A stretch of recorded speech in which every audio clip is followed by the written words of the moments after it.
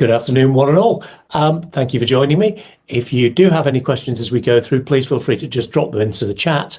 Otherwise, if we could keep the mics turned off, that would be fantastic. For those of you who've not met me before, I am Stephen Long. I am a sales trainer. I've trained more than 100,000 salespeople in pretty much every niche you can think of, everything from commercial insurance, recruitment, logistics, plumbing supplies, whatever you can think of. I've probably trained somebody in that particular niche or industry. And I am a particular specialist in the science and practice of psychology as it applies to influence and sales. Now, I've made you 3 promises for this particular session, which I will do my absolute best to deliver for everybody. So, excuse me, there will be a short mention, about 30 seconds of something at the end, but other than that, this is pure content. So let me start by looking at why people sell from scarcity, why people act as though if this deal disappears, there'll never be another opportunity. There will never be another deal ever coming through. So I have to do everything to close this deal. Well, fundamentally, that's the fault of sales managers. It's the fault of sales leaders and pretty much everybody in sales training, because our entire industry is based on the concept of do the deal, do the deal, do the deal. And it's entirely unnecessary, because it's presaged on the fact that we don't believe that we can sell influentially. We don't believe that we can sell in such a way that people will actually buy. So we are constantly trying to do things. The classical view of selling is that it's something you do to a customer. It's something you do to a prospect, which is fundamentally wrong.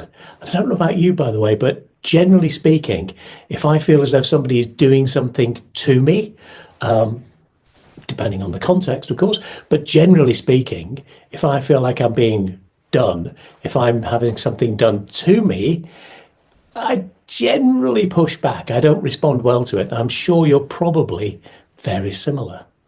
Does that make any sense?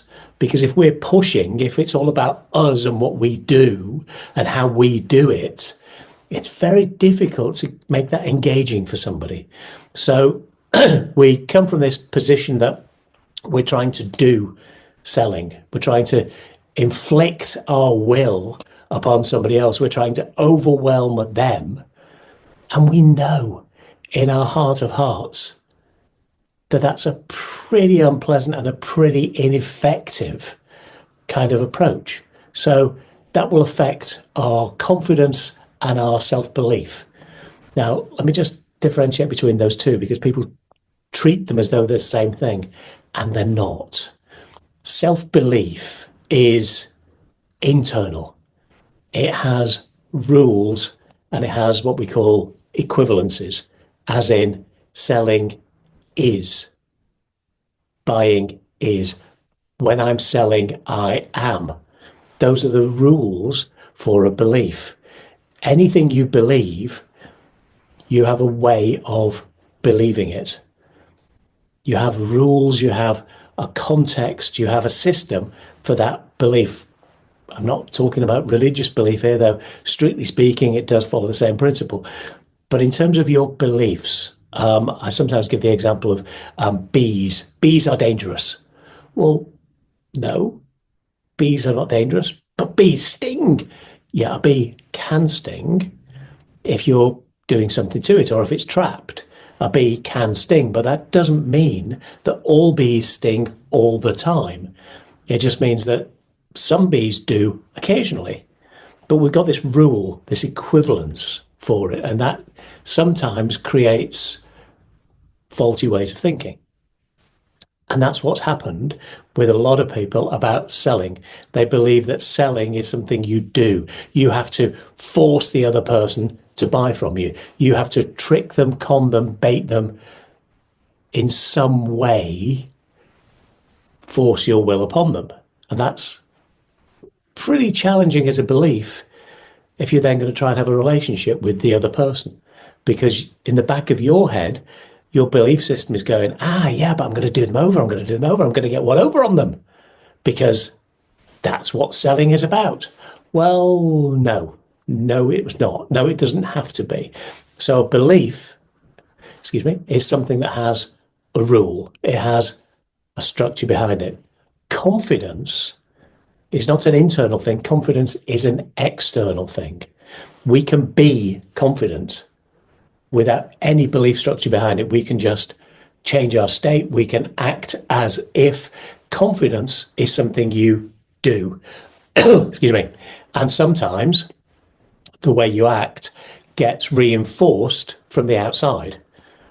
But it's fundamentally an act, not in the, I'm acting, but in the sense of it's something you do. So confidence is a behavior, but belief is something much deeper, and it involves our self-talk, it involves what we think about the world, it involves what we think is true and how things work. So we believe that if we put our face in a bowl of water long enough, we'll drown. That's a useful belief.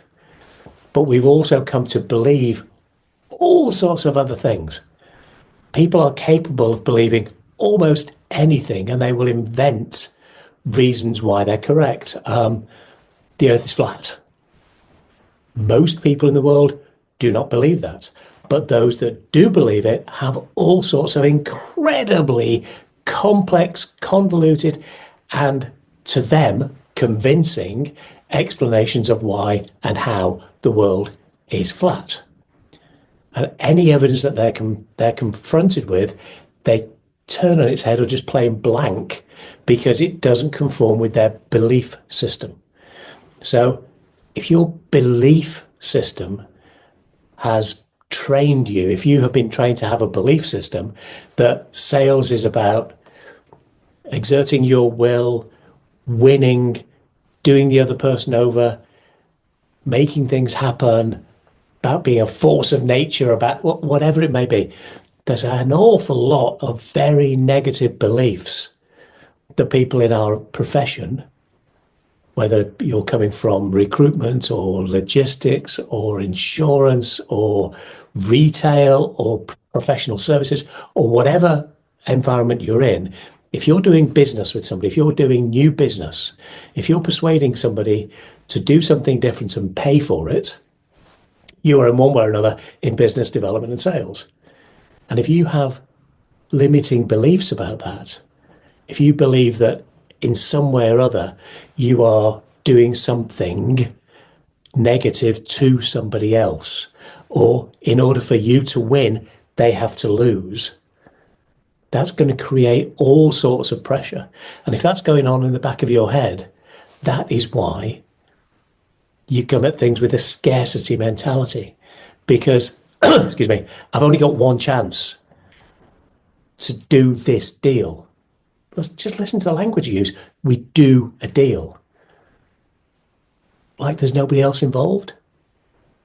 Because if you come at it from, I'm doing a deal, it's something you do to somebody else.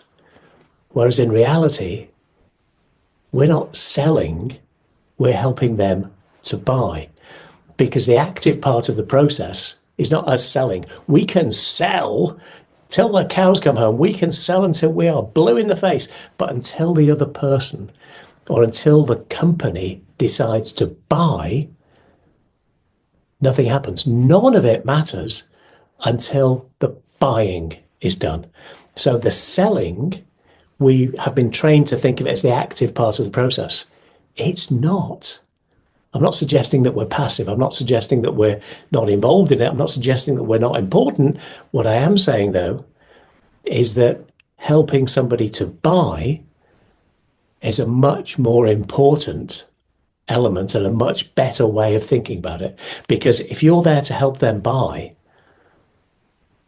the scarcity doesn't come into it. Because if you're there to solve their problems, if you're there, if your belief about selling is that I'm there to identify problems and solve them. I'm there to identify unfulfilled wants and desires and help them get them.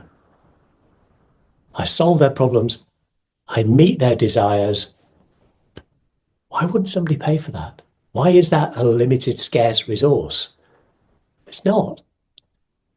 But if we're there trying to sell and do deals, then buying becomes a scarce resource, which is also, by the way, why we get ghosted. Excuse me. We get ghosted because we've not provided enough value at every stage of the deal, at every stage of the conversation. I'll come back to that a little bit later. So the second thing I said I would talk about is the concept of influence and why it's more effective than persuasion, which ties into the belief structures that if a sales is about getting somebody to do something, then yeah, okay, you think persuasion is a sensible approach to it. But if you think about helping somebody to buy, if you think about flipping that on its head and identifying problems, overcoming resistance, helping somebody not resist the process, identifying problems and helping people get what they want. If that is the process, if that's everything that we're doing, then it flips the script completely. And that's what we're trying to do. So persuasion is logical, it's rational, it appeals to our numerical and our logical, strictly speaking, left brain type stuff. Okay, left brain tends to be logical, rational, tends to work in numbers, it tends to work in thought processes. There's the rational part of our brains. Influence tends to work on emotions. Logic, persuasion, is conscious. You're aware of being persuaded. Influence is unconscious. It's subtle and it works on the emotions. Now, just think about an old expression that I'm sure you've come across, which is that people buy emotionally and support it with logic. They support it with reasons that they either invent or that they cherry pick out of the conversation or out of the situation. People decide that they want to do something and then they rationalize it. Sometimes that process is they decide they want something, then they rationalize about it. But let's not be too cynical about this because we're trying to help somebody buy stuff. So if someone doesn't want to do something, if the hairs on the back of their neck have gone up, if they feel uncomfortable, if they're not excited, if they're bored, if they just think,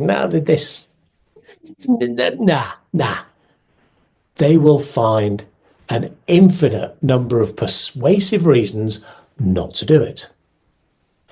If somebody does want to do something, if their emotions are saying, this is fantastic, this is brilliant, I should do this, this is going to be awesome, they will find any number of very persuasive, logical reasons why they should do it.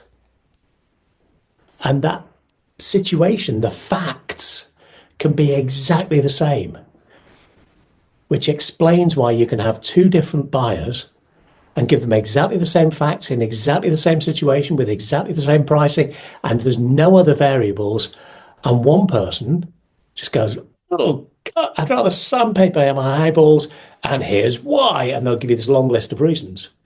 And another person will say, oh, that's fantastic, that's amazing, that's brilliant, I can't wait, and here's why. And they'll give you a whole list of reasons. And quite often, those two lists of reasons actually overlap. But all this person done is reverse all the negatives. Or alternatively, this person has reversed all the positives. They've just chosen to see the logic, the persuasive elements in completely different ways. They've changed the focus.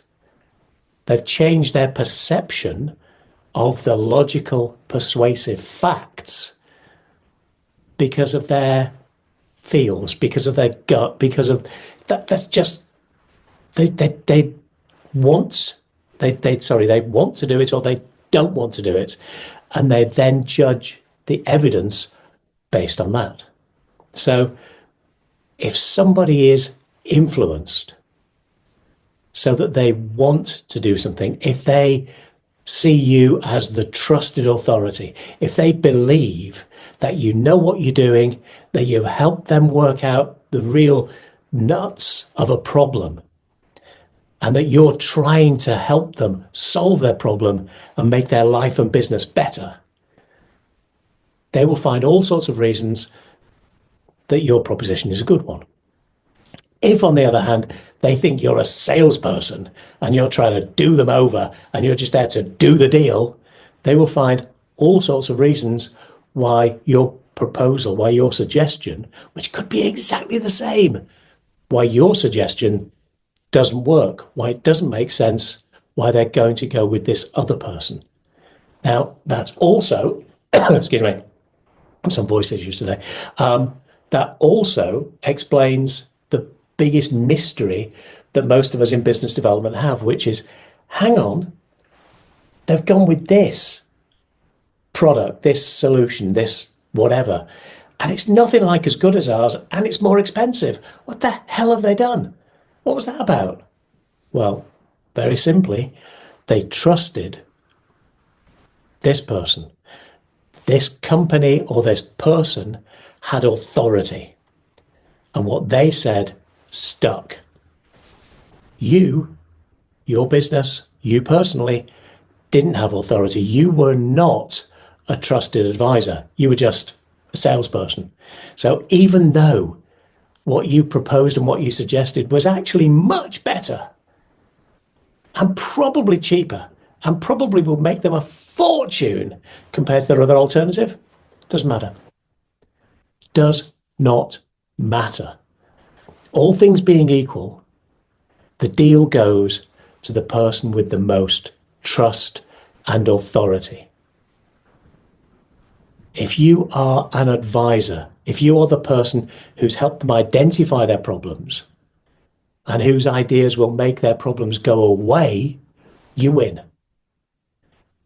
Even if your product or service actually, logically, persuasively isn't as good, doesn't matter. Because people may or may not buy from people they like. I love this idea of, people buy people first. No, that's OnlyFans. That's not business. Okay? All things being equal, people buy from people they like. Well, I'm screwed then, because I'm not particularly charismatic. I'm not particularly likable. But my goodness, I know my stuff. Okay. So if people buy from people they like, the millions of pounds worth of business that I've done over the years must just be sheer fluke, because I make no bones about being the most likable person. I'm not the most witty. I'm not the most charming. I'm certainly not the most good looking. Feel free to jump in on the chat and defend me on that, by the way. But I'm good at projecting competence. I'm good at projecting the ability to help people because I care about that stuff. So I project, hopefully, authority and credibility. People may buy from people they like, but they will buy from people they trust. I have some friends that I love. I mean, we've been together as friends since we were 5 years old, and I love them to bits, and they are fantastic, and spending time with them is absolutely awesome. I wouldn't trust them to look after my cats overnight. There are other people who I don't especially like, but I know that I could leave my children in their hands for a fortnight, and when I came back, the children would be safe, probably better educated, probably better behaved, and probably better human beings, because these people I trust. Yeah, the ones I like, yeah, that's great. Okay. But, childcare, nah. Pet care, nah. Keeping my house safe for the weekend? No, no, no, no, no, no, no. No, there's a couple of them that I would never give them keys to my house. Love them to bits.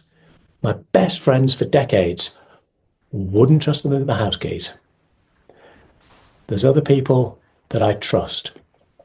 All things being equal, people will buy from the trusted authority. They will buy from the trusted advisor. And everything that you're trying to do, excuse me, should be based on two elements. Excuse me, I have a hay fever day. If you wonder what's going on, by the way, the two elements are the belief that your job is to identify problems and help people get rid of them. Your belief that your job is to identify people's desires or wants that they've not found a way of meeting yet, and to meet them. If your beliefs are that your job is to do that better than anybody else, and if you project authority and the ability to be trusted, to be trustworthy, those two elements will allow you to create massive influence, both conscious and unconscious. And persuasion is just there as backup. It's just there as evidence to support the decision that they've already taken. But influence will always be superior to persuasion. When you can combine them, that's when the magic really happens. When you can be persuasive and pre-frame the whole conversation, give the context of the entire conversation that you are the trusted advisor, you are the trusted expert, the trusted authority that can make things happen for them. You are the trusted authority that can solve their problems better than anybody else. You win. End of story. You don't need to discount. You don't need to drop your prices. You don't need to send them a 400-page proposal. You don't need the best website. You don't need... You're selling the trusted authority's ability to make their business and their life better. And that's a combination of changing your beliefs, changing your mindset completely to the point where it's in here. Not there, here. Because mindset, which all the surveys tell me, all the surveys tell me that mindset is the number one issue that salespeople are concerned about, that business developers are concerned about. But mindset, people, when they talk about mindset, they normally just mean motivation. Well, motivation's great, okay? But you can be motivated to do stupid stuff in stupid ways. And that's not a great solution, because what matters is your beliefs, because they determine what you do and how you do it, and the ethos that you do it with, and then your motivation. So mindset is just beliefs which create attitude plus motivation. That's it. Okay, that's the entire definition of mindset as far as I'm concerned. Now, here's the mindset shift. I've hinted at it, I've talked around it. Let me summarize it for you. It's all about them. The question that you should be obsessed by is, what is it that you need to solve? What problems can you identify that you can help resolve? What unmet desires can you identify that you can deliver for them? What is it that they need? And then, it's a very simple question. What do they need to know, understand, believe, and feel in order to be excited about going forwards with you. So let me explain those two stages again, just for the sake of repetition being the mother of skill. First one, become obsessed, not with solving problems, but with identifying them. If you identify the real issues, you will have done a massive service in and of itself. Everything else is gravy, because most people don't really know the core problem that they're dealing with. If they did, they'd have fixed it. People are smart. People do the best they can with what they know. So if you are able to identify the problem more precisely and more accurately than anybody else, you can then solve it better than anybody else. So firstly, become obsessed with identifying problems. Become obsessed with identifying unmet desires. Then it becomes about, okay, what do they need to know, understand, believe, and feel in order to be confident and excited about moving forwards? Okay? Those two elements are the mindset shift that you need to make, I need to make, we all need to make to turn this profession and our careers around. I need to make it, I know it, but I need to do more of it every single day. That's my mission, is to do that better than anybody else, better than myself yesterday. If I can do that better than I did yesterday, I'm making progress and I win. Now, I hinted earlier on that I'd give you an explanation for ghosting. It's really simple. I'm betting that at some point in your life, you either, excuse me, have been, are, or would like to be in some kind of romantic relationship with another human being. I'm putting a few caveats on there. With another human being, yeah? Dating, right. Here's how most salespeople would approach dating. They would walk up to a stranger, they would contact a stranger, and the first thing they would say is, "Hi, you're really attractive. Would you like to get married and have babies?" What? What? No, weirdo, go away. Of course they're going to reject you. Every so often, there'll be somebody who says yes. Then there won't be somebody you would like as a life partner, but if you say that to enough people, somebody will say yes for whatever reasons, normally psychological issues. But it's ridiculous. When you think of it in a dating context, it's ridiculous. But how many people go into a cold call going, I want this person to buy my stuff. I cleaned that up as I went through it. I want this person to buy my stuff. Buy my stuff, buy my stuff. I don't want your stuff. I don't know why it would be of relevance to me. I'll give it you cheap.